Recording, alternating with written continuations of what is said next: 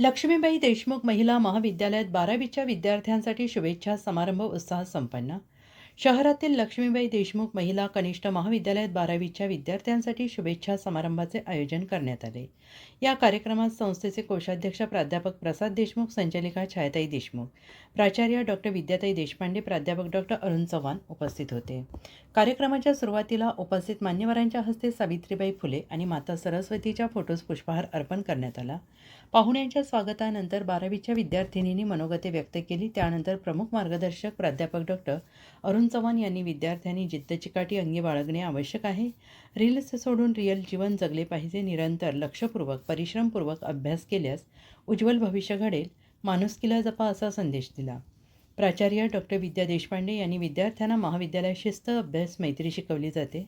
जीवनात यश अपयश येते. अपयश आल्यानंतर खचून न जाता त्याचा सामना केला पाहिजे.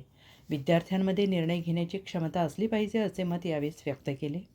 अध्यक्षीय समारोप करताना प्राध्यापक प्रसाद देशमुख यांनी सांगितले की कोणतीही परीक्षा शेवट नसते. परीक्षा देताना कोणताही ताण न घेता मोकळ्या मनाने परीक्षेला सामोरं जा. ध्येय साध्य करण्यासाठी उद्दिष्ट असतात. ज्या क्षेत्रात जायचं आहे त्यासाठी स्किल वाढवा. यश आपोआप मिळते. प्राध्यापक प्रवीण फुटके यांनी 12वीनंतर विद्यार्थ्यांना विज्ञान तंत्रज्ञानाच्या युगात अनेक नवीन संधी उपलब्ध झालेल्या आहेत. या संधीचा फायदा घ्या. कार्यक्रमाचे प्रास्ताविक प्राध्यापक अशिलता शिंदे यांनी केले.